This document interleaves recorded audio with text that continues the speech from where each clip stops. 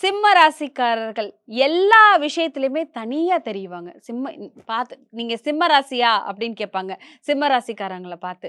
So ஒரு ஒரு ஆளுமை திறமை கொண்ட ஒரு ஒரு இடத்துல வந்துட்டு ஒரு லீடர் பொசிஷன்ல இருக்கக்கூடிய சிம்ம ராசிக்காரர்களுக்கு இந்த 2026ஆம் வருடம் எப்படி இருக்க போது? எந்தெந்த விஷயம் அவங்களுக்கு வந்து சிறப்பா அமைய போது? எந்தெந்த விஷயத்துல அவங்க ரொம்ப ரொம்ப ரொம்ப ரொம்ப ஜாக்கிரதையா இருக்கணும்? என்னன்னா, நீங்க சொல்றது லீடர்ஷிப் தான். ம். அவங்க சிம்ம ராசியா, சிம்ம லக்னமா அப்படிங்கிறதே வந்து பவர் ஆஃப் அந்த பவர் அவங்களுக்குள்ள சூப்பர் பவர்ன்னு சொல்லுவாங்க. ஆட்டோமேட்டிக்கா அவங்களுக்கு வந்துரும்.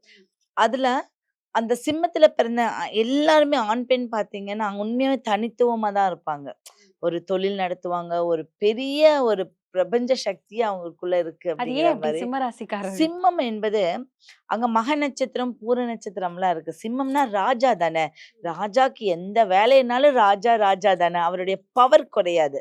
அவருடைய பதவி குறையாது. அதே மாரி தான் அந்த பதவி, புகழ், பேர் இந்த கௌரவம் அவங்க கிட்ட இருந்துட்டு இருக்கும்.